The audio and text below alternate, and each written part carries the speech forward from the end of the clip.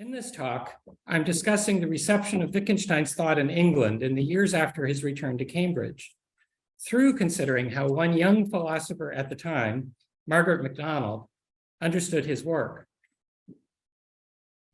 and how her encounter with him shaped her own approach to philosophy. As I've detailed elsewhere, MacDonald had a remarkable life, and one which placed her ideally to help us to understand Wittgenstein's place in English philosophy in the decade prior to the Second World War. Born into poverty in 1903, MacDonald was raised in an orphanage where she trained as a clerk. While working in that capacity, she attended the University of London, where she received her BA in 1932. After working with Susan Stebbing for a Ph.D., which was awarded to her in 1934, she went on to Girton College, Cambridge, as a postdoctoral fellow. Now, in her dissertation, which was titled The Logical Characteristics of Expression, there was substantial discussion of Wittgenstein. But when she went to Cambridge as a postdoc, she attended his lectures from 1934 to 1936. Subsequently, she became a librarian at St. Hilda's College, Oxford, and then after war work at the Board of Trade in England, she then became lecturer and then reader at Bedford College before her untimely death in 1956. In the first part of her career, MacDonald's understanding of Wittgenstein developed in two phases, which, as we will see, correspond to two distinct ways in which Wittgenstein's philosophy was received in this period. On the one hand, she studied and wrote about Wittgenstein for her thesis without having any direct experience of his philosophizing. Given that Wittgenstein published virtually nothing, this was the position in which many outside Cambridge found themselves. On the other hand, in the first 2 years of her Girton Fellowship, she had direct contact with Wittgenstein, attending his lectures and taking detailed notes on them, which have since been published, some of them in a volume edited by her friend Alice Ambrose, as well as reading the Blue Book and the Brown Book. Thus, she moved from outsider to insider as part of the privileged inner circle with direct reference to the thought of the sage, which would be Der Weise, as she called him. In my discussion of these two phases of her understanding of Wittgenstein, I will make use of the following sources. The writings used by MacDonald in preparing her thesis, including the Tractatus and Wittgenstein's soon repudiated 1929 paper, Some Remarks on Logical Form, as well as writings about Wittgenstein by R.B. Braithwaite of Cambridge and by her advisor, Susan Stebbing. Her thesis itself and her subsequent grant application to Girton College, her notes on Wittgenstein's lectures from 1934 to 1936, and several of her early published papers. In addition, I will make heavy use of a recently discovered set of letters written by Margaret McDonald to the philosopher Max Black, dating from 1932, the year in which she began to write her PhD thesis, to 1937, the year she left Cambridge for Oxford. This correspondence illuminates many aspects of British philosophy in the mid-1930s, including the reception of American pragmatists like C.S. Peirce and C.I. Lewis, and Vienna philosophers like Schlick and Carnap. Cheryl Mezak and I are planning to publish it in its entirety along with a detailed introduction, but here I will concentrate on what MacDonald says about the sage.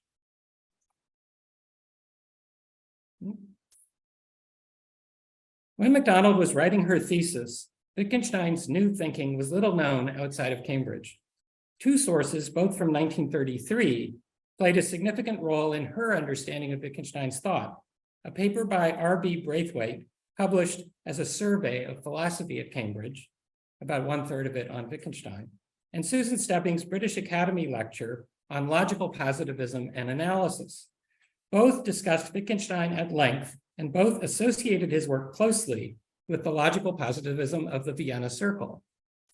Both attributed to him a verificationist theory of meaning, which they claimed led him to a philosophically disastrous solipsism. As we shall see, MacDonald followed this line of interpretation closely in her thesis.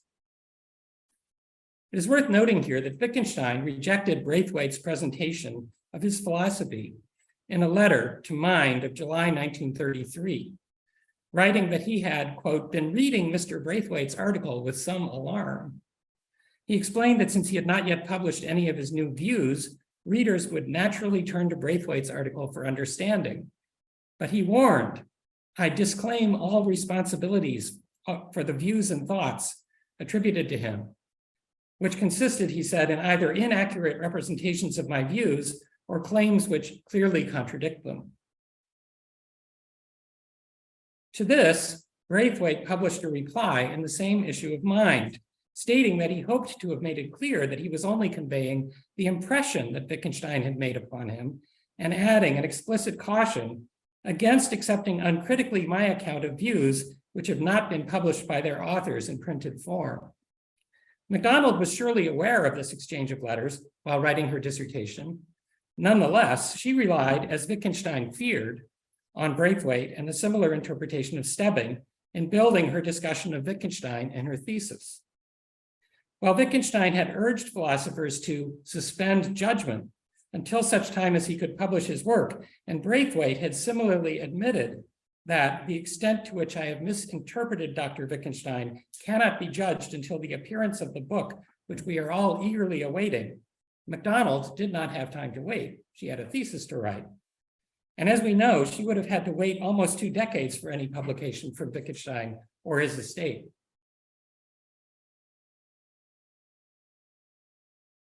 MacDonald's 1934 thesis on the logical characteristic of expression was a wide-ranging discussion of approaches to the problem of meaning and logical form, with chapters on Oxford and Cambridge views, Peirce, Wittgenstein, and logical positivism, and C.I. Lewis.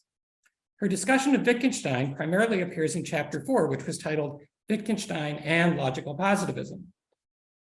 She there states, the following remarks will be based chiefly on the Tractatus Logico-Philosophicus of 1922, the article on logical form from the Proceedings of the Aristotelian Society, 1929, and the article entitled Philosophy, contributed by Braithwaite to the Cambridge University Studies.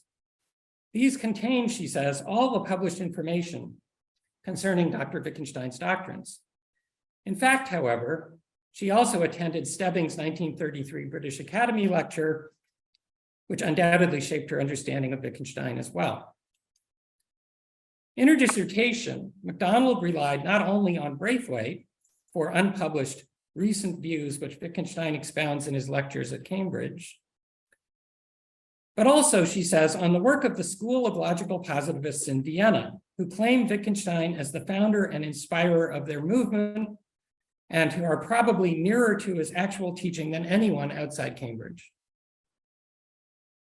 She refers particularly to the lectures of Dr. M. Schlick in London in 1932. These were later published as Form and Content.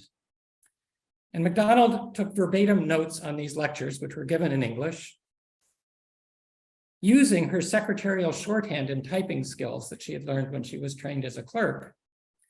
These notes were then used by Stebbing in writing her British Academy lecture. That MacDonald in this period associated Wittgenstein with the positivists is clear also from her referring to them as his followers in her first published paper, which was a criticism of the positivist verification theory of meaning, which she took to imply that, quote, I must be a constituent of every proposition I assert. This refers to the idea that we'll also find in Braithwaite and Stebbing, that the verification criterion of meaning leads to a form of solipsism.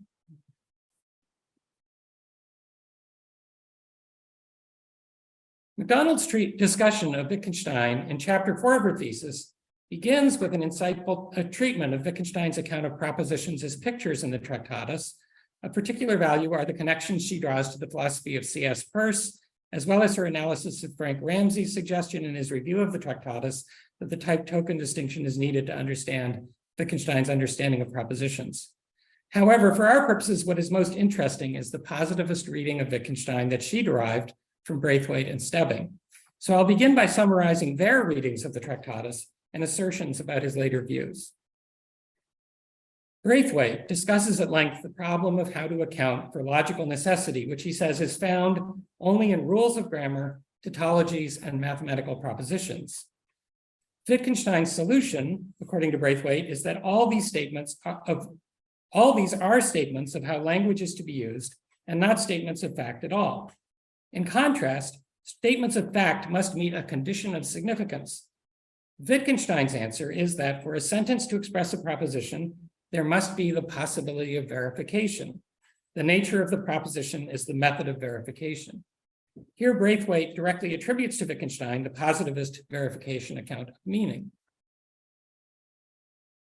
But according to Braithwaite, Wittgenstein held a particularly stringent form of this principle. A point, he says, which has profoundly distressed some of those most sympathetic to his views. For Braithwaite's Wittgenstein, the possible verification for the asserter of a proposition must be in the experience of the asserter of the proposition. This, according to Braithwaite, leads to a solipsism based not upon skeptical arguments, but upon his fundamental principle, that is Wittgenstein's fundamental principle or doctrine of meaning in terms of verification, which makes it impossible to take a proposition as referring ultimately to anything but my experience. Stebbing, in her paper Logical Positivism and Analysis, arrived at a similar interpretation of Wittgenstein. Wittgenstein, she says, held that to clarify our thought, we must understand the logic of our language, and this required establishing, quote, principles in accordance with which language can be so used as to construct significant propositions. One of these principles, she says, at most only hinted at in his book, she called the principle of verifiability, and she set out to discuss its consequences, which were drawn by the logical positivists. According to Stebbing, the Tractatus has to be supplemented with Wittgenstein's lectures to arrive at his full answer to the question under what conditions a proposition has sense. She adds, however, that this answer I shall take from the writings of the logical positivists. Thus, she quotes Schlick's report of Wittgenstein's views. This was in a published paper of Schlick's. Quote, in order to understand a proposition, we must be able exactly to indicate those particular circumstances that would make it true, and those other particular circumstances that would make it false. This is basically a quotation from the Tractatus, but Schlick adds this: circumstances means facts of experience, and so experience decides about the truth or falsity of propositions. Experience verifies propositions, and therefore the criterion of the solubility of a problem is its reducibility to possible experience. Like Braithwaite, Stebbing thinks that this Wittgensteinian form of verificationism, as she reads Wittgenstein, leads to solipsism. But she also claims certainty, like G.E. Moore, that solipsism is wrong. She, quote, knows it to be false. The emphasis is hers, because she is engaged in a communicative act with an audience who also know it to be false. Therefore, any theory which, as a consequence of its fundamental principles, involves solipsism in any form is to be rejected. Wittgenstein, according to Stebbing, simply takes it for granted that the given is and could be nothing more than my own direct experience.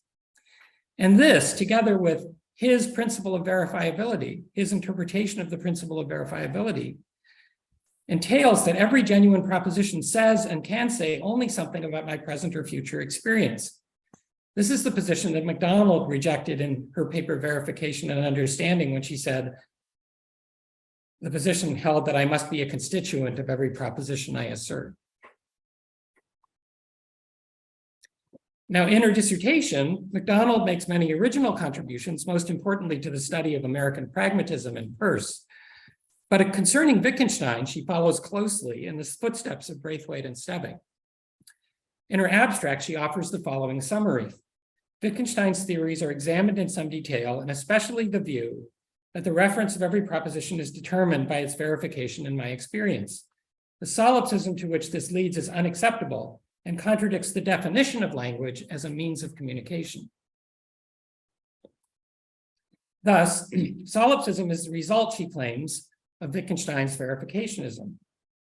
In chapter 4, she quotes from some remarks on logical form. every proposition we assert is either a logical sum or product or other truth function of some simpler propositions.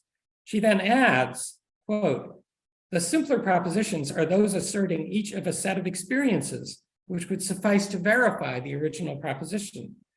For the meaning of a proposition is the method of its verification. Note the quotation marks here.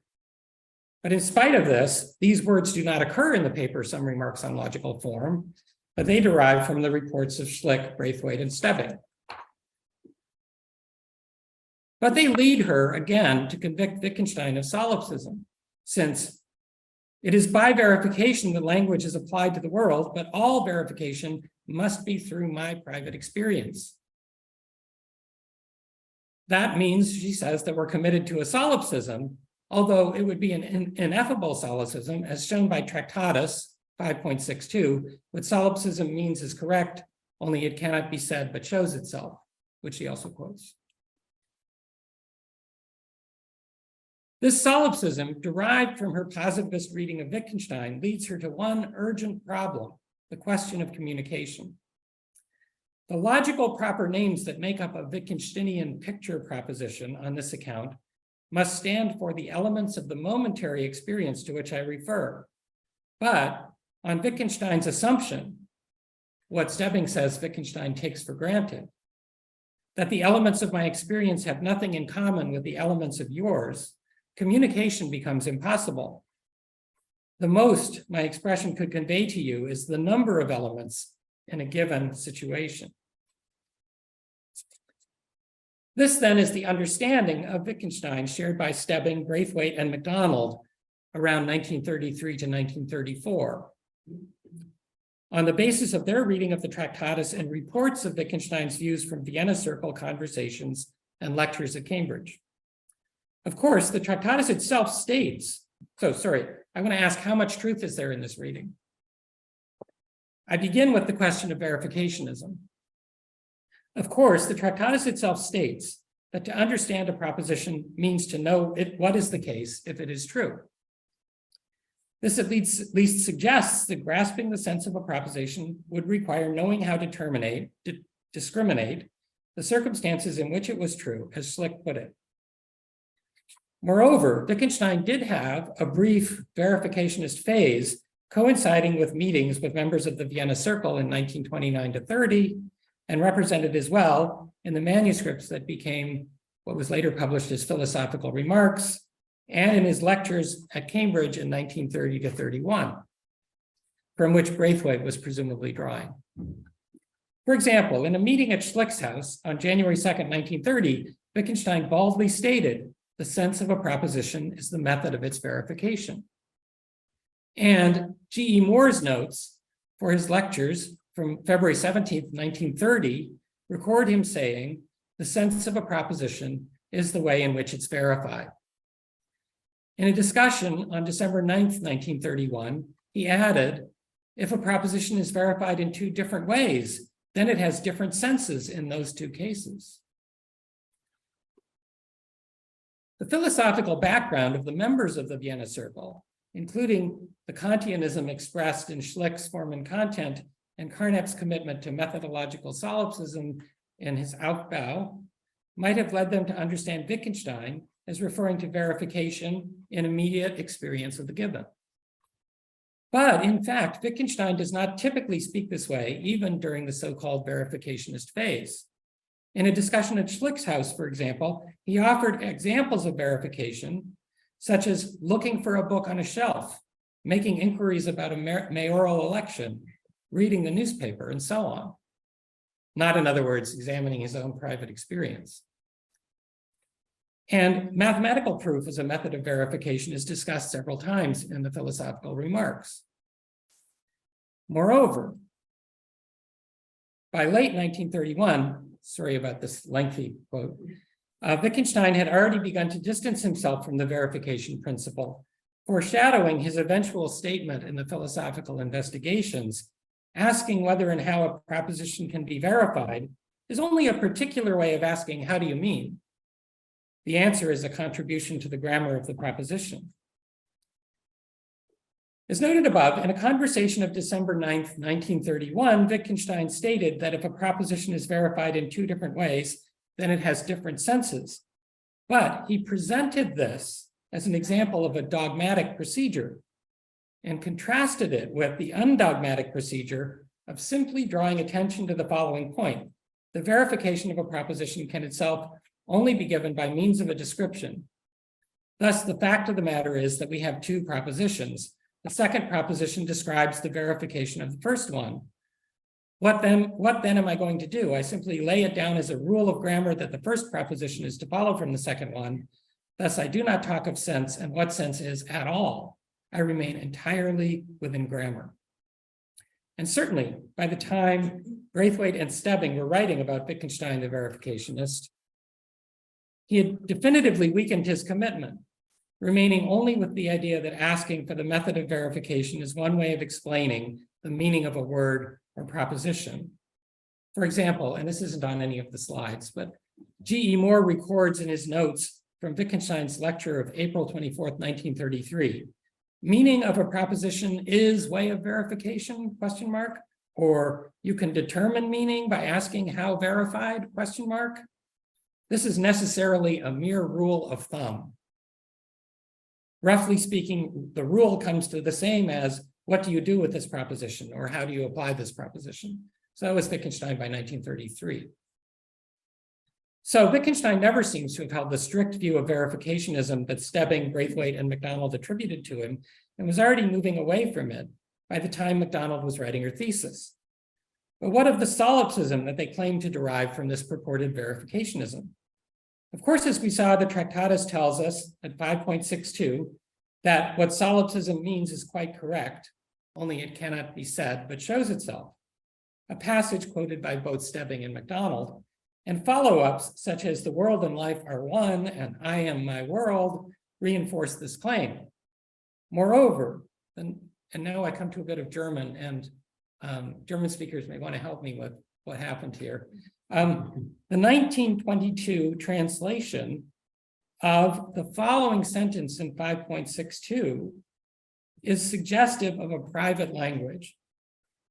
The passage reads that the world is my world shows itself in the fact that the limits of the language which only I understand, mean the limits of my world. For the German is die Sprache, die allein ich verstehe.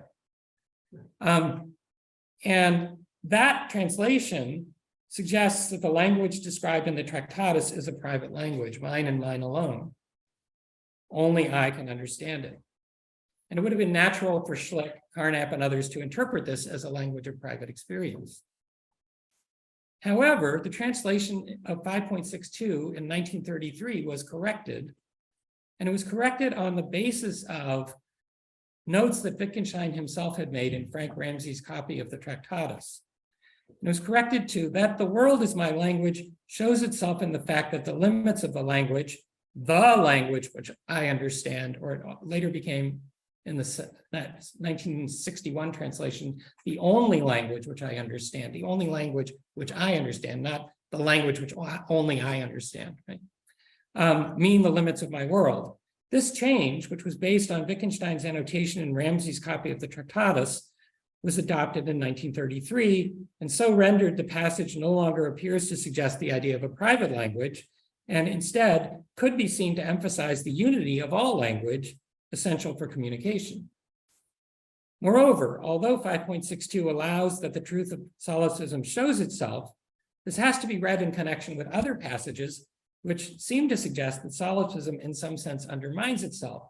For example, 5.64, solipsism strictly carried out coincides with pure realism. The I in solipsism shrinks to an extensionless point, and there remains the reality coordinated with it. On one reading, actually a reading that I have put forward, the truth in solipsism is precisely measured in this self-undermining, in line with the general self-undermining that is exhibited in the Tractatus as a whole, as shown in the famous concluding propositions about throwing away the ladder. MacDonald's correspondence with Black reveals that she was aware of difficulties with her interpretation of Wittgenstein from early on in her dissertation work, and shows as well the accumulation of the sources on which she was relying. On October 18, 1932, she mentioned that she would learn about Wittgenstein from Stebbing, either in a proposed advanced class on logic or in private discussion. But she adds, of course, her interpretation may not be accepted by W. Apparently, he accepts no one. Shortly thereafter, she turned to Black for help with understanding the views of the sage on the subject of the proposition in the Tractatus, which she did not find elusively clear. That same term, she attended Schlick's lectures on form and content in London, which she said were more than interesting, positively exciting, not least because they provided a translation of the sage's doctrines into plain English. In March 1933, she attended Susan's lecture to the British Academy. That was the paper, Logical Positivism and Analysis, I mentioned earlier. And she reported that she is all again the solipsism of the sage and his followers, to which she thinks the principle of verifiability as interpreted by Wittgenstein leads them. And all again is a bit of Scottish English. It means something like voll dagegen, right, in German. So this is the argument that MacDonald had developed in her thesis herself, that Wittgenstein's verificationism leads to solipsism. Yet again, later that year, she revealed that she had heard through the grapevine that the sage has given up the belief that the meaning of a proposition is the method of its verification. But what he has substituted, we know not, we outsiders. Nonetheless, she continued to attribute the verification principle to Wittgenstein in her thesis, which must at that point already have been near completion. What else was she going to do, after all, in the absence of any definitive information coming out of Cambridge? As MacDonald's time at London drew to a close, Stebbing gave a talk on March 2nd, 1934 to the Cambridge University Moral Science Club on communication, which was later also published in the Proceedings of the Aristotelian Society. This was the topic of the last two chapters of MacDonald's thesis. MacDonald reports that her paper is very interesting. I typed it out for her. No doubt as a result of this event, Wittgenstein became aware of Stebbing's critique of his philosophy. Quote, the sage has just discovered her criticisms of him and is very annoyed. He has made the select few who attend his lectures swear that they will not tell her what he says to them.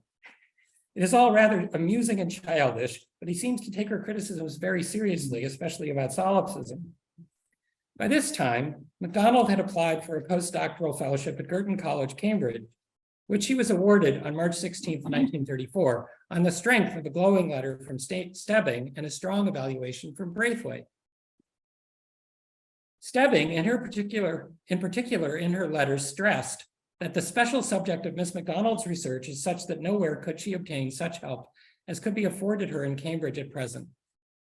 MacDonald's grant application proposed a project on the concept of matter, which reveals an affinity to Wittgenstein's philosophical approach in the Tractatus and shows the care with which he had studied his work in spite of the interpretation which she had absorbed. She describes her project as a study of the influence of certain language forms in philosophy and science. And she proposed a mode of treatment. This was not to be a scientific treatise, but a philosophical analysis of the way in which certain language forms have been used in the formation of metaphysical and scientific theories about the world, analyzing the way in which, quote, difficulties in the development of physics have been due to the manner in which fundamental physical propositions have been expressed. In a way reminiscent of Hertz's principles of mechanics, she explained that these expressions, by reason of the inappropriateness of the syntactical forms, have led to misunderstanding with regard to the form of the facts to which the expressions refer. With such a project, it was indeed propitious that she go to Cambridge to study with Wittgenstein. And indeed, she looked forward, she said in a letter to Black, to being enlightened by the sage next year, as she, particularly concerning such questions as what the positivists meant by taking a tautology to be, quote, a decision to use certain signs in certain ways, which does not say anything about the world, but shows the form of the world, a la Tractatus, and also how to be as sure as air about just what is nonsense and what isn't.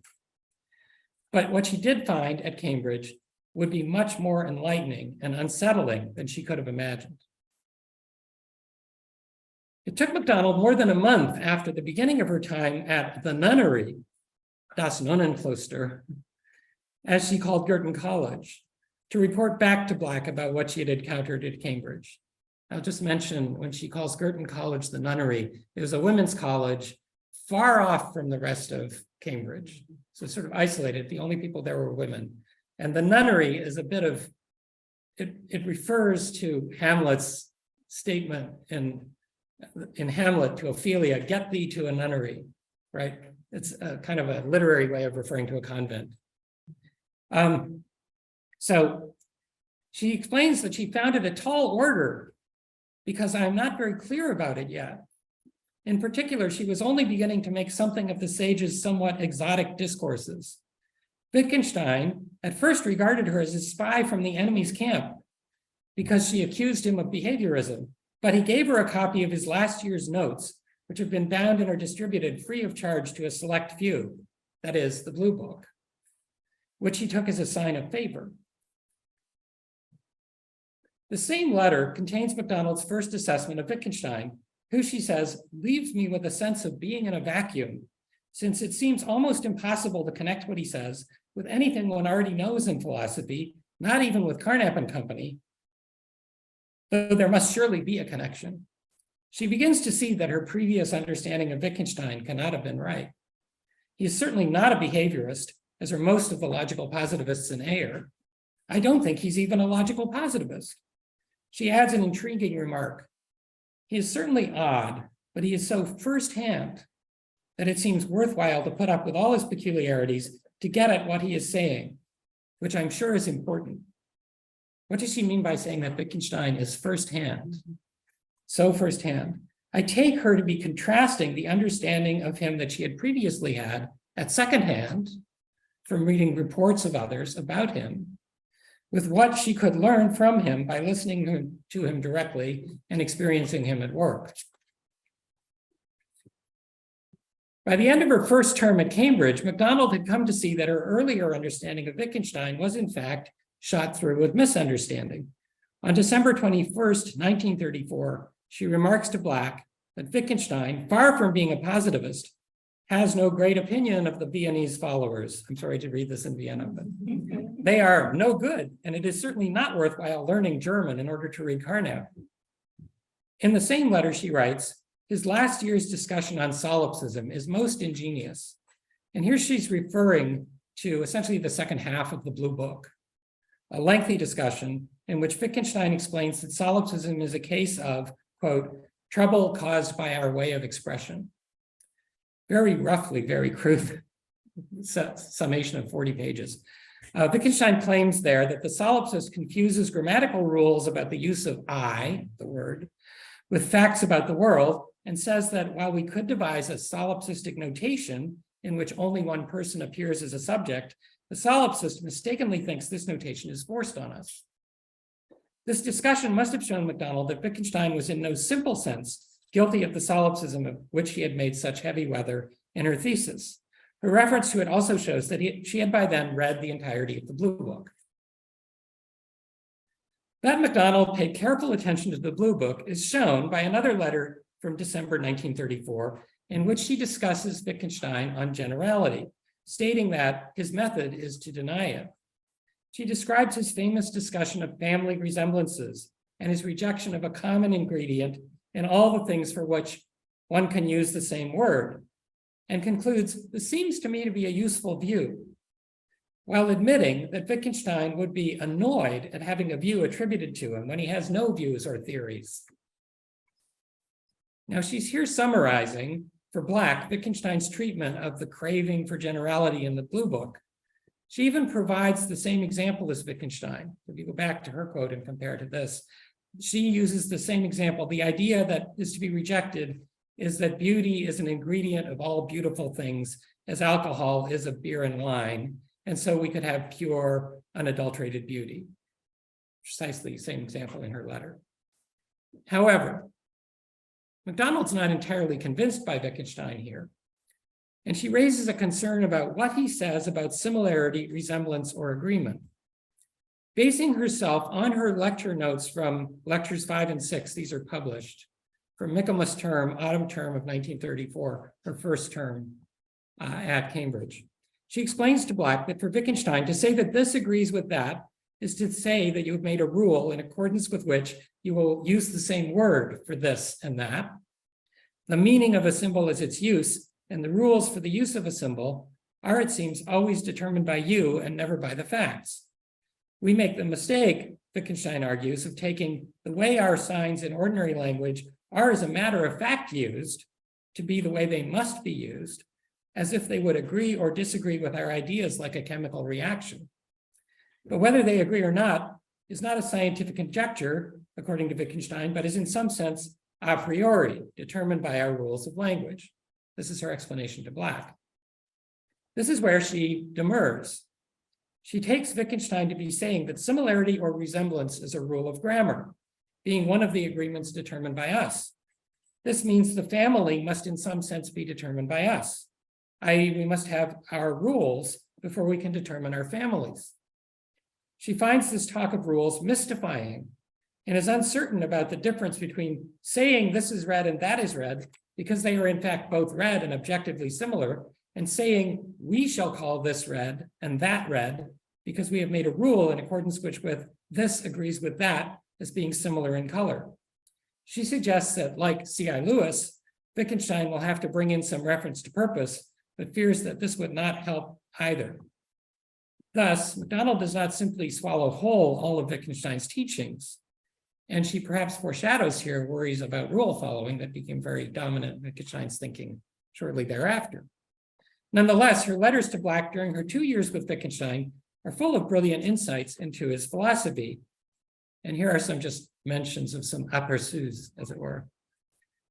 For example, discussing Carnap's views on entailment, she notes that must always conceals a grammatical muddle for Wittgenstein. With an apparent reference to G.E. Moore's attempt to analyze facts in terms of sense data, she remarks that Wittgenstein is not fond of the word analysis. Philosophy is purely descriptive. We don't explain or analyze anything, or we'd be scientists. And with reference to a discussion by Ayer of skeptical questions, such as what is the evidence that Baldwin is the prime minister, she says this looks very like one of Wittgenstein's pseudo-barriers caused by mental cramp. I'm sure he would ask Ayer what it is he could not do. What would it be like to doubt or justify that these are black marks here now? Ayer sort of traces it down from you read the newspaper till you've got a sheet with black marks on it. And then how do you know whether that's true? Here she can be seen as anticipating some of Wittgenstein's much later reflections in uncertainty, I think. One particularly important point concerns the idea expressed in a number of Wittgenstein's later works that one needs to know when to stop seeking explanations or justifications. As he famously says in Zettel, the difficulty here is to stop. MacDonald put this in terms of the idea that we can stop when we like. This point comes up twice in her correspondence with Black. The first instance occurs when MacDonald raises a worry about Wittgenstein's understanding of language. What chiefly concerns me is the question of truth and where facts do come in for Wittgenstein, how he avoids blurring the distinction between language, which can be used to convey facts, and a game like chess, which with his constant reference to language games. She worries that with his reference to language games, he's going to make language out to be something like chess. She admits that he might say that some games include pointing, but worries about whether it is sensible to say that demonstration or pointing could enter a calculus. This is connected to Wittgenstein's thinking of language as a calculus at the time and coming to then move away from it. If we allow that pointing enters into the application of a calculus, then a regress threatens.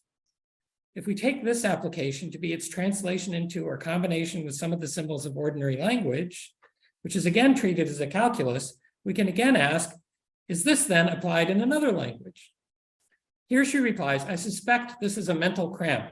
Wittgenstein would say, I suppose, you stop where you like. This remark is interestingly reminiscent of the famous conclusion of Philosophical Investigations, section 201, where an apparent regress of interpretations leads Wittgenstein to conclude that there is a way of grasping a rule, which is not an interpretation, but which is exhibited in what we call obeying the rule and going against it in actual cases. A related discussion occurs in the context of writing to Black about intertranslatability of languages, and a claim he apparently had made to her. We only have her side of the correspondence, so we don't know exactly what he said. But he apparently made to her the claim that you can only define a language in terms of another language. MacDonald provides analogies. Oxford philosophers, Cook-Wilsonians like H.W.V. Joseph, who argue that Russell couldn't have proved the principle of contradiction in Principia Mathematica because he must have presupposed it in order to prove it. And the claim that you can't define rule because the definition only gives you a rule for the use of the word rule. She responds, these puzzles resolve themselves, it seems to me, into the question, where are you going to stop? The answer seems to me that you stop when you please. This is the point at which I think Wittgenstein would say we make a decision or act as if we had made one.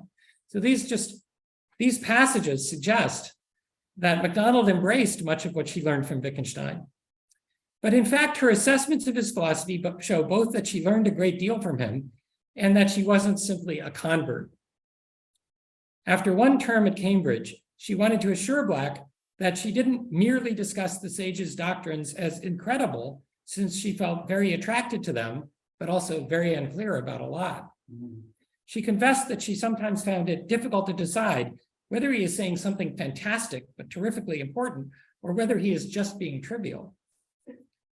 And she did find him to be really, really good when he does deign to criticize other people, such as in this context, Russell on generality. Yet she worried, as Wittgenstein himself did at times, that his philosophy was purely destructive. She says at one point, there does not seem much to tell you about philosophy, except that after hearing the sage, one feels that its only function is to bury its own corpses. And she continued to have concerns about the sage's extreme antipathy to generality, which she found difficult to understand. But overall, his impact on her was transformative. His insight in many ways is so remarkable that one comes to make the rule that he must have some good reason for what he says. I never expected to find anyone in philosophy quite so exciting, though that does not include unqualified admiration of his character. And at one point in the letters, she refers to him as the woman-hating logician. And her reference here may also be to Wittgenstein's treatment of her friend Alice Ambrose in May 1935, a few months before this letter was written. Ambrose, who had been Wittgenstein's only dissertation student and one of the two, I think, who were privileged to be recorders of the Brown book, became persona non grata with Wittgenstein after publishing the first part of a paper on finitism in mathematics, in which she mentions Wittgenstein's teaching as a source of her ideas. When Wittgenstein insisted that she rewrite the second part of the paper through a series of discussions with him, she refused, writing back, "It is doubtful whether what I write at the end of further discussion with you will be satisfactory to you, unless you dictate this material. This latter, I refuse to be partner to. If you want to write an article, that is your affair, but there's no point in giving a quotation from you with my name on it." Wittgenstein took this to be cheek and broke off the relationship, and G.E. Moore had to examine Ambrose on her thesis for her degree. Perhaps with Ambrose, so now I'm going to talk a little bit about MacDonald's 1930 papers to show some influences of Wittgenstein in her own writing. And I will close the talk. Perhaps with Ambrose in mind, MacDonald rarely mentions Wittgenstein in her own writings, but the impact of her encounter with him is evident in the approach she takes to philosophical problems in her papers beginning in the mid-1930s.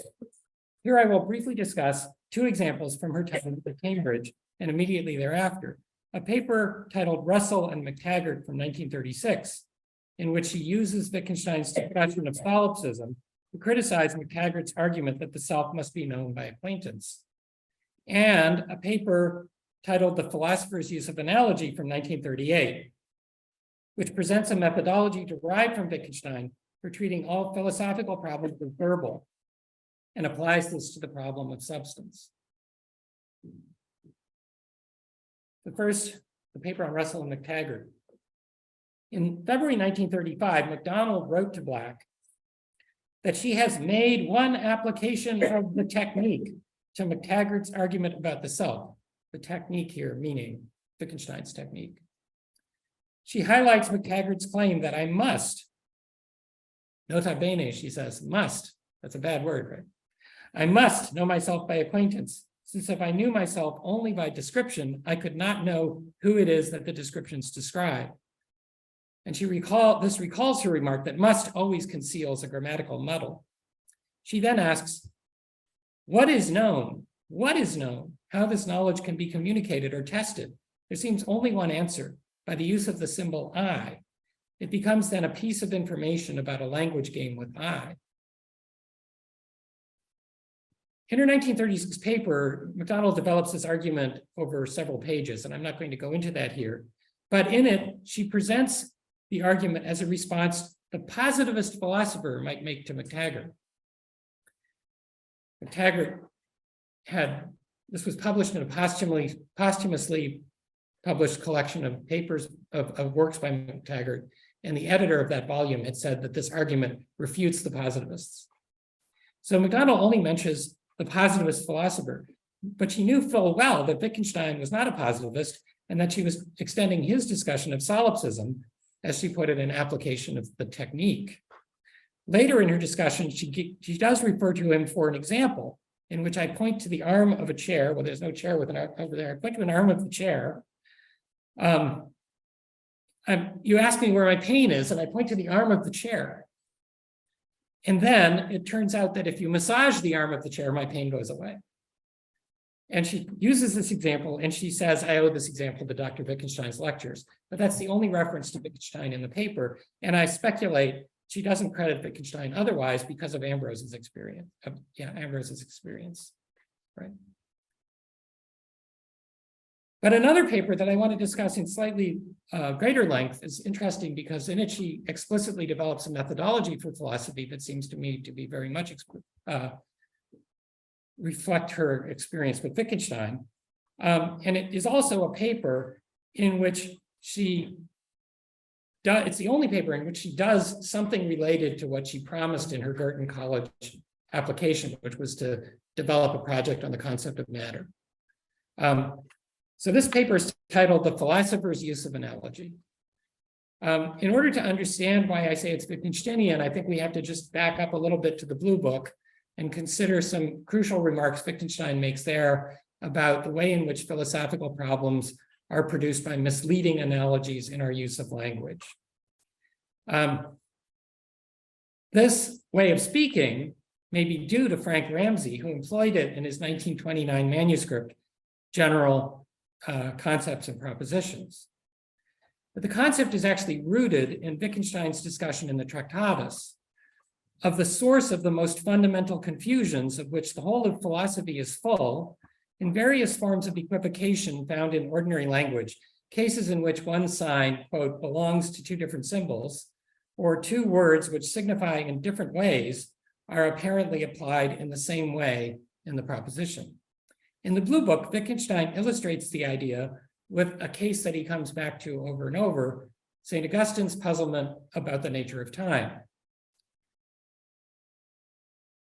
Wittgenstein says that puzzlement over the question, what is time? If you don't ask me, I know the answer, but if you ask me, I can't say it, as Augustine puts it. Wittgenstein says this traces to a conflict between two different usages of a word, in this case, the word measure. The use in which we speak of measuring a traveling band in time, and the use in which we speak of measuring time. So measuring something in time versus measuring time. Wittgenstein explains the extreme difficulty of the problem in terms of the fascination which the analogy between two similar structures in our language can exert on us. This is a general idea which MacDonald develops and expounds in her paper, The Philosopher's Use of Analogy, without mentioning Wittgenstein at all. So I'm only going to scratch the surface of this argument. It's a long, detailed paper. But here are a few things that she says. She begins by stating her view of philosophy. philosophical questions are not factual, but verbal. Philosophical theories, she says, acquire their informative air, the plausibility, and the paradoxes from a curious practice of using words by analogy without giving the analogy any intelligible application. Philosophers thereby misuse words that have been deprived of their usual functions while trading on their familiar meanings, which leads into hopeless difficulties. McDonald discusses several examples in the paper, but she takes as her primary example the topic of her Girton College research project, the concept of matter and the relation of matter to form. She talks about metaphysicians speaking of stripping qualities from a thing to reach the underlying substance. She objects that this is surely a very curious proceeding. When its sensible qualities have been stripped from a perceptual object, nothing remains which could be conceivably perceived at all.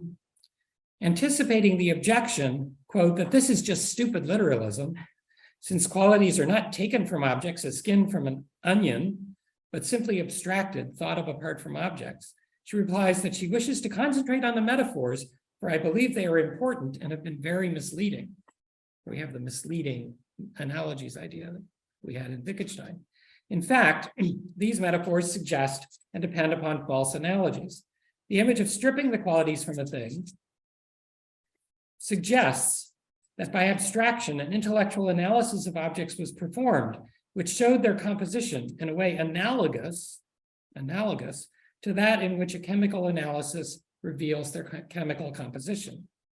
This analogy, she says, is misleading because in the case of an ordinary use of the word analysis, we have sensible criteria for recognizing the whole, the process of separation, and the parts when separated. This is ruled out as logically impossible, however, in the case of philosophical analysis. McDonald concludes that the analogy, therefore, does not apply. It is not properly to be called an analogy at all, and it gives a wholly misleading picture of the philosopher's problem and its solution. In fact, she says, the problem is linguistic. It is not a matter of analyzing objects or facts, but of understanding the use of the subject term in certain propositions. Understanding, as it were, the logical syntax of these propositions. The philosopher falls into the trap of confusing a scientific statement about what exists with a linguistic statement about the use of words for what exists. And you can find this kind of argument all over the place in Wittgenstein's lectures, that notes that McDonald took on Wittgenstein's lectures. So the philosopher supposes that a proposition about what exists can be deduced from a linguistic statement. Now, McDonald clarifies at one point that her main thesis, that philosophical propositions are verbal, does not purport to be informative or state a new discovery. She's not doing something like philology. It is simply a reminder of the fact that all philosophers know in their practice that the criteria of philosophical propositions are the uses of language, and that philosophers appeal to what we say, though often attempting to deduce from this something about what must be the case in the world. Hence, she concludes, analogies are not to be disparaged in general, as they often have a use in philosophy. It is only as misused by philosophers in giving pseudo-scientific explanations of ordinary propositions that they are non-significant. And this conclusion that they're not to be disparaged in general has to do with her responding what she says is a tu quoque objection, which is you use analogies too. And she says, yes, but that's fine. Not analogies per se that are it's a misuse of them. This is the key to the solution of philosophical problems, which lies in understanding how language is ordinarily used, how certain uses of it have provoked these problems, and how it has been misused in many alleged solutions. Now you can see Wittgenstein's thought penetrating into texts that are not being produced by Wittgenstein. And MacDonald isn't unique in this, but this was what was happening in the late 1930s. This therapeutic dimension of philosophical practice would remain significant in all of her work, though she moves beyond it in some of her writings after the Second World War. What I hope to have shown in this paper is that a consideration of Margaret McDonald's reading of and use of Wittgenstein's thought in the 1930s is illuminating not only of Wittgenstein's philosophical reception in England after his return to Cambridge, but also of the development of her own thought. It's important to recognize, though, that the impact of Wittgenstein on her thinking was only one facet in the coming together of many interrelated influences, including the metaphysical and conceptual analysis of Stebbing, whom she studied with, Moore, whose lectures she also attended at Cambridge, the positivism of Schlick and Carnap. Not only did she hear Schlick speak, she met Carnap at a discussion in England in 1934, the pragmatism of Peirce and C.I. Lewis, whom she studied carefully, and even the Marxism and socialism of her political milieu. I didn't mention this, but she was a socialist and almost a Marxist, and even wrote a paper on Engels at one point. And after leaving Girton, the Oxford linguistic philosophy of Ryle and Ayer that she encountered when she moved there, it would be a mistake then to label her simply a Wittgensteinian. In the end, she was her own person. Thank you.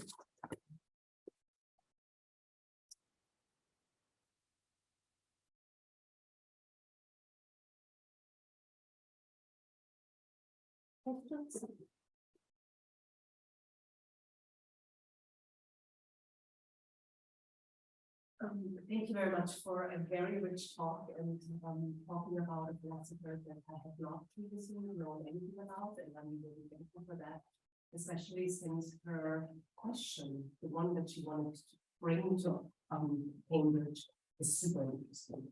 In terms of, and I followed your talk, and this will be in the end my question, in a sort of confusion that we still, confusion is not the right word, but you use sometimes the sense of the proposition and sometimes the meaning of the proposition when you talk about the verification method. And I think it will be useful to look at that again and to see whether Wittgenstein really, whether this can be used interchangeably, or, and this is my proper question, whether with sense, we actually try to get closer to the sensible and thus to matter. Okay, yes. You want me to repeat the question, or is it clear? Okay. So, first of all, I think that the term that Wittgenstein used, I'm not absolutely certain about this. Others in the room may be able to correct me, but I'm pretty sure that he was fairly consistent in saying sense. And I've said meaning sometimes, but that's more something that some of the British people might have said. But I think he was pretty consistent in talking about the sense of a proposition. And that would follow with the Tractatus, which says that only the proposition has sense, and only in the context of a proposition does a name have a meaning. And there he uses Sinn and Bedeutung, which are Frege's terms, right? When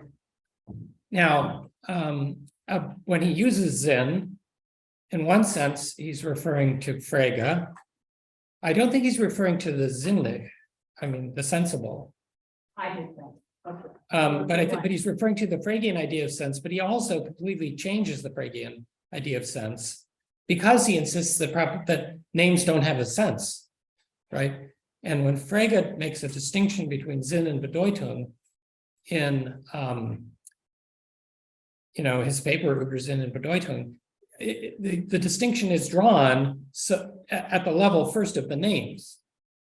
Right, he starts with these famous examples, the more Abendstern and Morgenstern, right? Mm-hmm. And I can say these German words, but don't think I can speak any German. I can't. He says these words. He gives this example of these two words, which refer to the same thing, but he says they must have different Sinn, because if you say if you say they're identical, Abendstern and Morgenstern, das Abendstern ist das Morgenstern, I guess. Not right, I'm not sure I'm right about the article, but you say that is informative. Whereas if you das Abendstern ist das Abendstern, that would be uninformative, right? So there must be something there which he calls the Sinn, the sense that's attached to the names. And only later does he argue that a sentence as a whole must have a Sinn. And then it must be what he calls der Gedanke, right? The thought. That's how it is in Frege. But in Wittgenstein, it's the sense of a proposition, which is the predominant thing. And that is not understood in terms of the Fregean idea of a thought. It's understood in terms of the idea which he says names are like points and propositions are like arrows. It has a direction, a sense. And the sense it's, as it were, from false to true. It points at the truth. it aims at being true. And that means also that there's a sort of this bipolarity of false and true, which is essential to a proposition. So that's about the Tractatus. Now, in the Tractatus, he also then says this thing that to understand a proposition means to be able to tell whether it's true, when it's true and when it's false, right? Which fits in with this, but then that doesn't quite give you the verification idea yet, which gets expressed, though, in his discussions with the Vienna Circle, is the idea that the Sinn of a proposition, the sense of the proposition, is the method of its verification. And then he does have this sort of very, in one sense, very strong idea. So he talks about, like, there's something up there in the cupboard. I can't remember what the example is, but let's say a book on the shelf in the cupboard, right? And how can I verify that? Well, I could verify it by looking, or I could verify it by feeling around. Maybe I can't see that high, but I can reach that high. And then he wants to say that if there are different methods of verification, then the sense of the proposition is different. So if the proposition is to be verified by looking, that's a different proposition than if the proposition is to be verified by feeling. That's the sort of position that he takes up early in the 1930s. So it's a very strong idea, right? And then he applies this in his discussion of solipsism to some extent. So if you have, his example is, I have toothache, which is funny. That's how he puts it. That's very Germanic. In English, I think he would say, I have a toothache. But he says, I have toothache. And versus, Radmila saying, Michael has a toothache, right? And he wants to say, those propositions have very different modes of verification. I verify that I have toothache by feeling the pain. You verify that I have toothache by my grimacing and so on. So they can't be the same. So the sense has to be different, right? But it has to be different because of the different modes of verification. That's a way of arguing that he has early when he's identifying verification with the sense. He never gives up the idea that verification has something to do with the sense. It can be a useful way to see that, what is meant, what the sense of a proposition is, by asking how it would be verified. And indeed, in his writing about mathematics, he comes to the idea that, proving a proposition, verifying it in that sense, actually changes its sense. When it's merely, mathematical conjecture, it doesn't have the full sense that it has once it's proved. So the Fermat's last theorem changed its sense a few years ago. But at the same time, he now thinks of that as just one aspect of how the symbol is used, right? And therefore only one aspect of the sense, not something which is definitive of the nature of the sense, right? And there are lots of things we do with language where verification doesn't come into it. I mean, I would have very shortly followed up with 311, where he, makes this verification method out to be a symbolization method. And so he says the sensible, perceptible part of the proposition, which really points towards something, together with its symbolization method. You mean in the Tractatus? Yeah. Here's the thought. So there we are very close to break, actually. But the reason why I want to point to that is because it seems as if, a proposition in the Tractatus is, always, consists of the one side of the other and of the judgment that they are the same. However, in this sense of, it's informative. It's not just a tautology. When it's a tautology. I guess I don't read 3.11 the same as you. That might there. be the case. So in the Tractatus, before he comes to saying only the proposition has a sense, he's giving you this account of propositional signs, Satzzeichen, and propositions. And he says that the propositional sign is the sensibly perceptible in the proposition. Das sinnliche Namen. Yeah, right. So, but that I think is not about verification.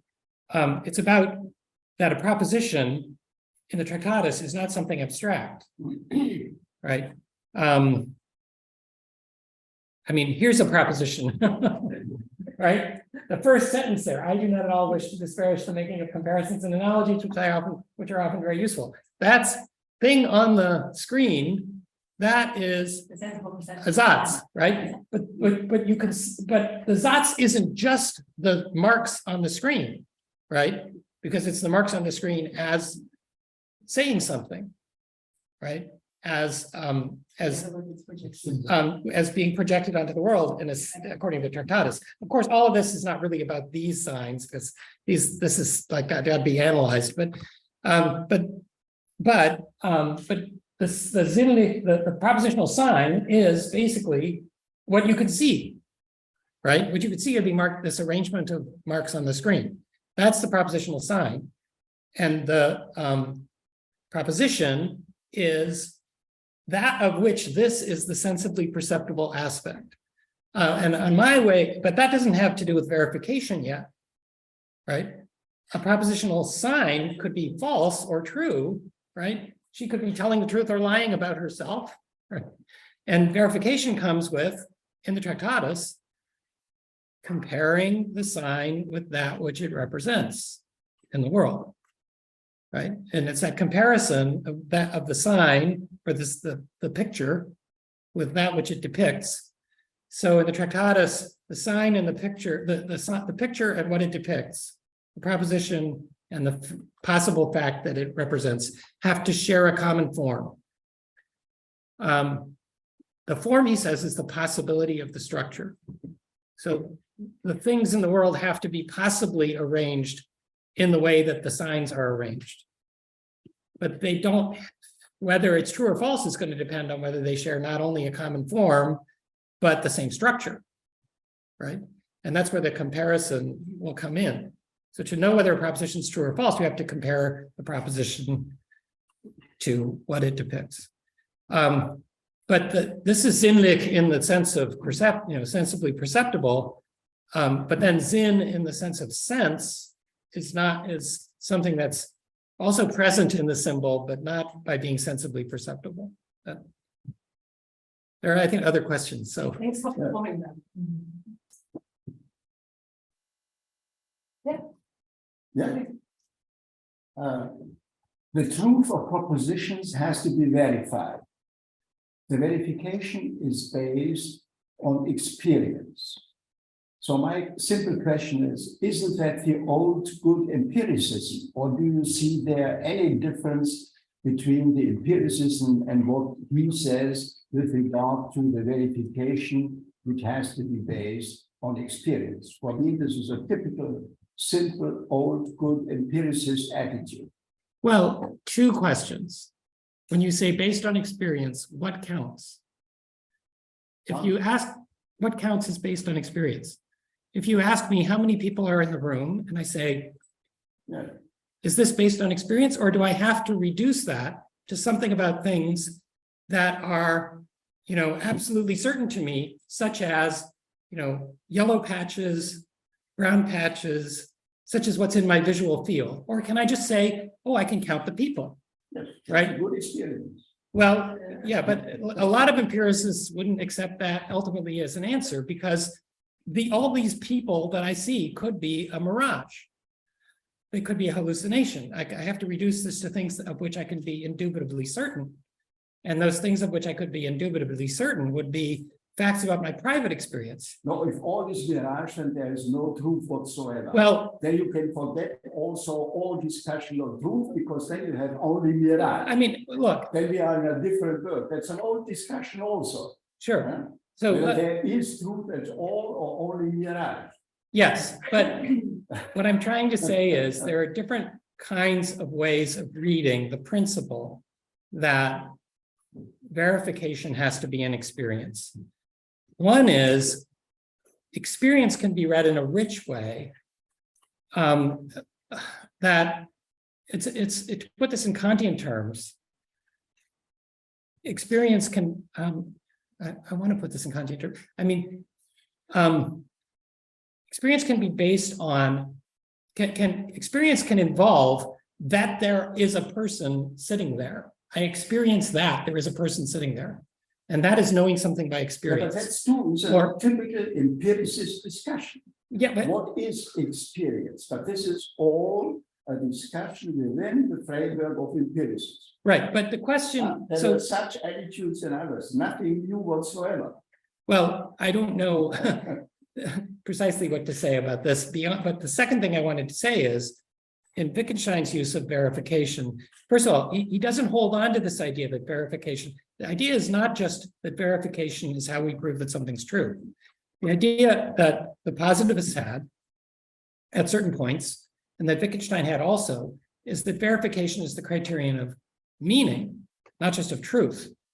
So if I say, A.J. Ayer, Language, Truth, and Logic is just a classic statement of this, that I just happened to be reading recently, right? So Ayer says that a proposition like murder is wrong is literally meaningless. It has no empirical content because it cannot be verified. It's not, all it does is express a feeling. And he's not here saying it needs to be verified in experience. He's saying because it cannot be verified in experience, it has no content, right? So there's something stronger than just saying propositions of a certain kind must be verified in experience. This is a criterion of meaning, of contentfulness. So there's no sense in arguing about whether murder is wrong because there's no method to verify it. That's the first in experience. The second thing is, of course, there is an exception to this that has to be made, and Wittgenstein clearly makes it, which is for the propositions of mathematics, which are not verified in experience. They are verified by proof. Now, of course, proofs are things that we carry out, which is experience. but the verification is not in the fact that I experienced it. The verification, that is not the fact that I would appeal to as the fact that verifies the proposition. That I experienced carrying out the proof is not the fact that verifies the proposition.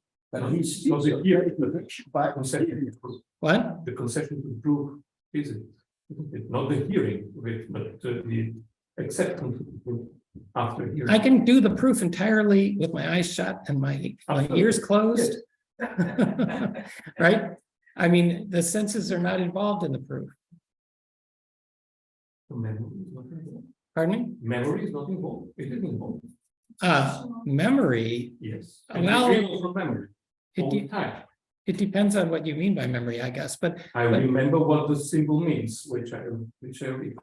I can read those eyes. do I don't know. Do I need to remember what symbols mean? This is. I mean, I'm speaking- It can relate to the symbol before. I think- Somehow it has to. They have to be related, but And these I have to remember, don't I? well, depends on what you mean by remember. I mean, we're having a conversation here. At no point in this conversation am I asking myself what my words mean or remembering what they mean in the sense of remembering to myself, this means what it meant 2 minutes ago. At no point is that thought crossing my mind. At no point am I, having to remember in that sense, right? Now, it's true that my practice is continuous of using the words. And so my use of the words at any time is, connected to my use of the words at previous times. But that doesn't involve my experiencing that they are connected. I mean, if I were to experience that they were connected, I would have to step back and reflect on the words and experience that. I mean, now, because I'm talking about it in this way, I'm hearing my own words in a way that I normally don't. Right? This is what you do when you read a proof, don't you? You don't read normally a proof. You read a proof in order to reflect on what it is related to all the time. To some extent, and to some extent not. I mean, I don't know. I've done a fair amount of proving things in my career. I was a logician at the beginning of my career. I published proofs. When you write a proof down, you do that, but in a way that's because writing a proof down is a matter of performing an exposition. It's not coming up with the proof. I don't know. You had a question. I don't know whether Yes, I had another question because I didn't know, because now that the question of the discussion got off philosophical direction, and I had this feeling that your talk is a historical talk, and I had a historical question, actually, a sociology. Well, my talk is intended, Yeah. as most of my work in this of this type is intended, to be both. Okay. So both questions are fair. So my question is actually at that time, my feeling is that there was some kind of how to say, societies, milieus, in other words to speak, which were relatively close, which also connects to the idea of closeness of the systems that they try to describe. But anyhow, so I think that at the same time there was a development of the starting development of semiotics, which of course Peirce is one of the proponents, but also there is a French school, like semiotics and Vienna School of semiotics, which is also related to the science of science and all the things which they also deal with. And my impression is somehow that neither Wittgenstein nor most of the others try to look out of their group and see what comes in from there, but try to very difficultly solve the problems within the inside of this, which very much matches Frege's idea. So we have a system, and inside we're going to be clever and smart and see what comes out. Then, of course, all the problem comes with the outside, of course, and so. But is there any connection to all these things, all this idea of codes and messages and communication? I think this is a very, very close world there, which is also intended to stay close. Some people that come in are our people, or they are not our people, and then Well, so how is yeah, I mean, is there something with it, right. my thinking, or is it not? It's just a question. No. I mean, I think it's probably you're not entirely wrong, but it's a little more complicated. Yeah. But I'm not an expert here. First of all, I know very little about semiotics. I just have to lay that out there. I knew a bit about Peirce, but I haven't really read French, post-structuralism or structuralism. And semiotics, and I just don't know it. But historically, the closing. Well, Wittgenstein operated in a fairly closed way, right?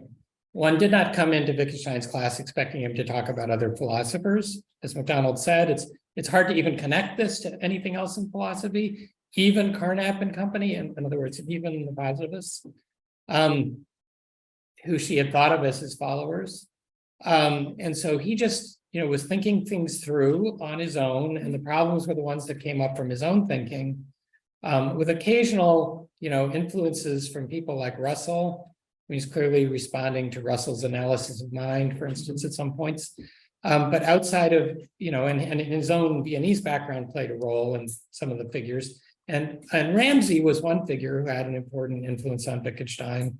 And Ramsay brought into Wittgenstein certain things that were coming from Peirce, but not so much the semiotics, more the sort of general pragmatism.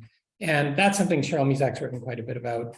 I have debating in my mind about to what extent I agree with her about this, but it's clear that Ramsay was being influenced by reading Peirce and was bringing some pragmatist ideas into Wittgenstein, which were perhaps influencing his later development. I just think that there was more roots of that in the Tractatus already, too. But on the other hand, British philosophy, just to focus on what I really know about, prior in the 1930s, was open in various ways to other areas of other kinds of philosophy. I'm actually doing a lot of work now on Gilbert Ryle, and in the early 20s, he was reading Italian philosophers, Croce and Gentile. These were also being read by other people at Oxford. And then he developed a great interest in phenomenology, especially Husserl. But famously, he wrote the only English language review of Being in Time when it came out. And so he continued to develop this interest into the early 1930s. But at that time, for somebody at Oxford, he then turned his interest to Wittgenstein in Cambridge, which was actually for somebody at Oxford moving out, moving outside as well. You know, but at the same time, Stebbing, who I mentioned, she was a professor at Bedford College. She had been a graduate of Girton College in Cambridge. And she was the first woman to be a professor in England of philosophy. And she was instrumental in bringing Schlick and Carnap to England. And so they were coming around and talking. They were, of course, recognized as somewhat doing the same thing as us, but they were also different. Schlick was already in Oxford and Cambridge in 1927, speaking to the Philosophical Society at Oxford and to the Moral Sciences Club, Cambridge. You know, then they brought in all of these German and Austrian philosophers to England who were Jewish refugees in the late 30s, including Cassirer, who was at Oxford for about 2 years, Friedrich Waismann, who became a professor at Oxford, Popper, others went to the United States, of course. But these people were brought in, and other famous scholars like Frankel, I mean, not so much directly philosophers, but philosophy adjacent scholars and classics and so on. And so that also influenced the development of things. Really, I think the separation between English-speaking philosophy and continental philosophy is primarily a post-World War II development. And part of it certainly had to do with English-speaking philosophers' antipathy to anyone who had remained in Germany, you know, because they were associated with the Nazis, Heidegger in particular. And then the way in which Heideggerian philosophy came to be seen as dominant was also something that was, you know, not good from their point of view. But even after the war, you know, Ryle was clearly, they were reading Sartre and the existentialists and writing books about it. There was a little less hermeneutically closed environment than you might think. But yeah, there was certainly an idea also present in post-war Oxford philosophy of the sort of superiority of our way of doing things, right? So we could learn from these other people, but we had figured out the right way to do philosophy. That was conception. But, you know, as Wittgenstein himself operated in this very closed way and only allowed those people who were around him to even have access to the Blue Book, for instance. It sort of leaked out when Margaret MacDonald left Oxford and went to Cambridge in 1937. She had a copy of the Blue Book with her, and she became friends with Gilbert Ryle and no doubt showed him her copy of the Blue Book. So then people were starting to read Wittgenstein who were not in the inner circle. But he himself operated with this very closed inner circle. Thank you very much for this very interesting talk, especially this shed a light on this influence of Wittgenstein in this year. Very interesting for me. So I would like to come back to this principle of verification. You gave some quotations. I think there's evidence Wittgenstein had this opinion in a certain period, very early in the 30s. And this critic, I think it was from Stebbing actually, that it had a solipsistic problem, including this principle. Do you think, because if you say the meaning of a proposition is the way of its verification must be kind of experience-based. Does this necessarily mean that it is my experience, or could it be just any kind of experience? Because if you look at more scientific circumstance, I might not be able to verify any of these experiments, for example, in physics, but it makes sense to say somebody must be able to verify this sentence, if not me, somebody else. So would you say that Wittgenstein, when he was thinking this is the principle he was thinking to be true, he was taking it in this solipsistic way or more in a general way, which would lead to the direction more like then Popper and all these consequences, falsification. Right, good. Should I repeat that, or I think that was clear enough? I think first, that Wittgenstein never really had a very narrow conception of verification that was purely in my private experience. You know, the earliest times that you see him referring to it involve these cases like, you know, I don't know if my slide has the details, but, you know, looking for something on a shelf, reading something in the newspaper, and so on, as ways of methods of verification, which don't have to do with just my private experience. There's something that you could do as well, right? Whereas the concern about solipsism is raised by Stebbing and then McDonald in her thesis following the same line of argument, is that the principle of verification, if read such that verification is always in my private experience, will lead to the conclusion that, and if the method of verification is the sense of the proposition, that anything you say will have a different sense from anything I say, right? This is exactly the private language argument. Right, right. Yes, exactly. So let's see if I can go back to this quotation, not from Wittgenstein, but from Schlick, right? It's quoted by Stebbing, but it's a quotation from Schlick. I don't know if I've got enough of it here.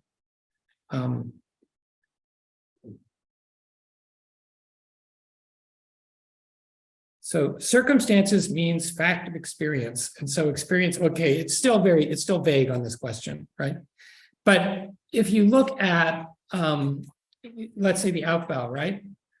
The logical construction of the world, Carnap's, then the things out of which we're supposed to construct the world are things that are momentary aspects of my experience, right? Or if you look at the similar project in Russell's Our Knowledge of the External World, and related papers, you know, we're going to construct the world out of sense data, or what he eventually calls sensa, right? And the question is whether those are whether you and I can ever have the same sense datum, right? That becomes a matter of debate. That was an interpretation that I don't think would actually ever fit Wittgenstein. I think verification always meant something broader. I mean, that's the point I was trying to make early in the earlier discussion. You're bringing it out well. When we talk about experience, can you and I have the same experience? That's the question. If you and I can have the same experience, even though, of course, you know, of being in this room together, for instance, even though, of course, what I see in some sense is very different from what you see, because I can't see myself and you're seeing me, and you can't see yourself and I'm seeing you. When we look at each other, nonetheless, there's a sense in which we're experiencing the same reality. In that sense, Wittgenstein did, I think, want to say in that period that the sense of a proposition is given by the way in which it would be verified in experience. I think he then backs off of that even to saying, well, that's an aspect of the way the proposition is used, but only an aspect of it. There are many other, and there are many, you know, remember there's a list in, philosophical investigations early on of lots of different things we do with language, like stop, right? Or asking for something, or calling someone's name. And none of those are verifiable in experience. It's not the sort of thing we're doing with them, but that doesn't mean they're devoid of sense. They communicate something. The commands, questions, and so on. I mean, among other things, saying a prayer, many things that we do with language. We don't want to just say they're devoid of sense. Whereas Ayer in Language, Truth, and Logic, you know, taking off from the positivists, does precisely want to say that those are devoid of sense. Now I feel like I've lost a bit of your question in all of this. I think that was it. That was maybe what I was asking. Yeah, I mean, about Wittgenstein, he never held this view, but it was attributed to him. And it was attributed to him on the basis of the way in which I think Schlick and Carnap wanted to understand what he was doing in terms of what were their pre-existing, perhaps Machian or something, ideas about what must be the philosophical truth. So they never thought of themselves, of course, as just being Wittgensteinians. Famously, they had, Rose Rand kept this famous chart in which they wrote down propositions of the Tractatus, and then they all voted on whether it was sensible or nonsense or metaphysical. You know, and then they wanted to learn from Wittgenstein, but they thought before they met him that he was much more like them than he turned out to be when they met him. You know, when he said to them things like, well, I can understand what Heidegger meant when he said that the nothing-nothings, right? Which Carnap thought was just nonsense. He said, I can understand what he's getting at, right? So. May I make a sentence only to that, to your question? I think experience cannot be only the own experience, because this would be a too narrow basis. Naturally, experience means also, at least I understand it in this way, the experience made by others, scientific experience, right. astronomical, physical, and what you have. Because if you would say only your own experience, then your thinking would be too limited. I mean, this goes to the debate that was, you know, held between the positivists about protocol sentences, protocol Sätze, in which you would report the things that were going to be the foundational statements that reported experience, and whether they could have the form, you know, whether they could have the form something like, you know, Carnap saw the meter read, you know, 30. Yeah. Or whether they had to have the form, you know, Carnap saw a black line, right, above a red, you know, expanse, right? Carnap saw the thermometer read 30, or Carnap saw, you know, a black line above a red expanse, where that would not just be referring to, you know, as it were, the privately verifiable things. May I add one second? I think that Wittgenstein was leaving this very narrow view behind him is very clear. I think there is one nice thing, and he says, if somebody asks, how can you know that this is red? He answers, because I learned I know the language. So there's always more than my private experience. If I say anything, I use the language I learned from other people, and they are involved in this. So I have not an impression of red for myself, because I learned this word from other people. So sure, I think this is very clear. But that's like, that's later. That's later. Yeah. That's the fly glass. I think so.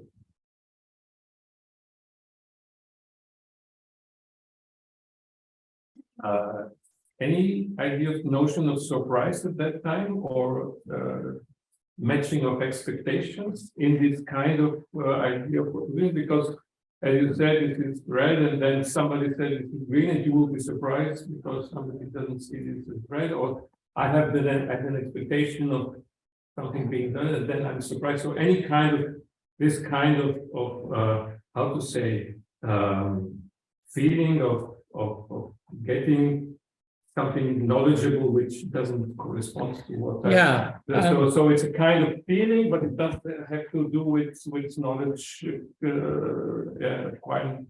I mean, acquiring all these things. I mean later, yes, but I don't have an answer that I don't know. I mean, I have some connections that I can make, but a direct answer to your question I don't really have. You know, the notion of surprise comes up already in the Tractatus in a negative sense, in which he says there can be no surprises in logic, right? And that clearly contrasts with where there can be surprises, but he doesn't say anything about that. But in logic, everything is determined by, you know, what we do. You know, in effect, we set up a system of symbolism, and then everything else just follows. You know, there's nothing that can happen that we can't foresee in logic. But of course, things can happen that we can't foresee in the world. But the other thing is that's connected here is the sort of Ramseyan idea that plays a role in Wittgenstein's thought about the same time that he's thinking about verificationism, which is the idea of hypotheses, a term that he uses a lot. And I was just reading about this and having a little correspondence with Cheryl Mizek about exactly when he uses it. But he uses it, you know, in this period between 1929 and roughly 1934. I think he probably stops using it around the time Margaret McDonald shows up. And there he follows on something Ramsey said, which is that causal laws, like, salt dissolves in water or whatever, these laws are generalizations that have the form of a hypothesis, which means that they are rules for constructing propositions, but not themselves propositions. And this Wittgenstein says about hypotheses too.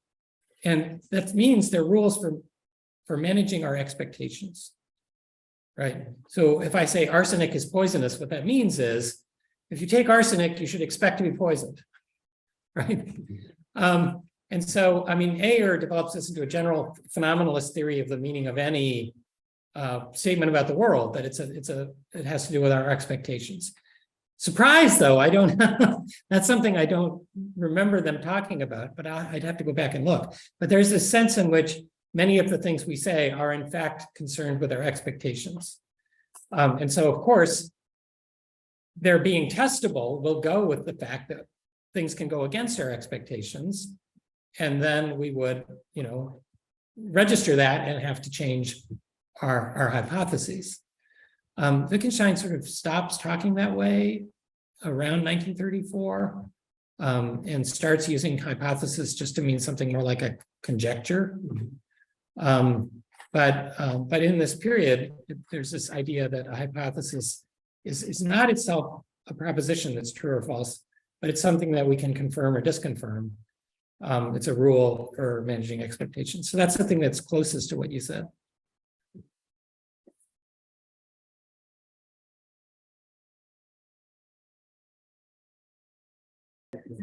I mean, we see in history that Wittgenstein felt hugely misunderstood throughout his life. Shows in the preface of Platon's in the examples here. And here we are sitting and trying to understand. And the question is, aren't we just falling into the same trap? Because maybe it should just be felt. Well, and I mean, the question is whether, my question is this, Wittgenstein's view, on the one hand, he never published these things, and it was because he was never sure of what to say. And whenever anyone said they were saying what he said, he would accuse them of plagiarism. Carnap, he accused of plagiarism. Gilbert Ryle, he accused of plagiarism. It didn't matter where you were in the philosophical landscape. If you said anything that sounded Wittgensteinian, Ambrose, he was very angry with for saying that she was saying, and Braithwaite, as we saw it with that letter, tried to say. So then they have an experience them and they feel him and feel. But at the same time, and then they suddenly get an understanding of it that they could not understand from the words that they just received right. through text. But he did try to write a book. I mean, he wrote the Tractatus, right? And then he tried to write another book, which was the Philosophical Investigations. And he was never satisfied with it, so it was never published in his lifetime. But in the preface that he wrote for the last version of it, he said that he hoped to stimulate other people to their own thoughts. Now, insofar as all we're doing is trying to figure out what Wittgenstein thought, he might think that was a bad idea. For the same reason, Gilbert Ryle, who I write about as well, totally destroyed his Nachlass. So there would be nobody arguing about what he thought based on letters he wrote to people and so on. But interestingly, Wittgenstein didn't destroy all of these writings. He left them behind for some reason. I hope that what we're doing here isn't just trying to figure out what Wittgenstein thought, but also trying to understand it and thereby come to have our own thoughts. I mean, which is what Wittgenstein wanted. He wanted his work to be read. He did. Otherwise, he would have destroyed it instead of preserving it and naming people to be his literary executors and so on. He wanted it to be read. He wanted it to be understood.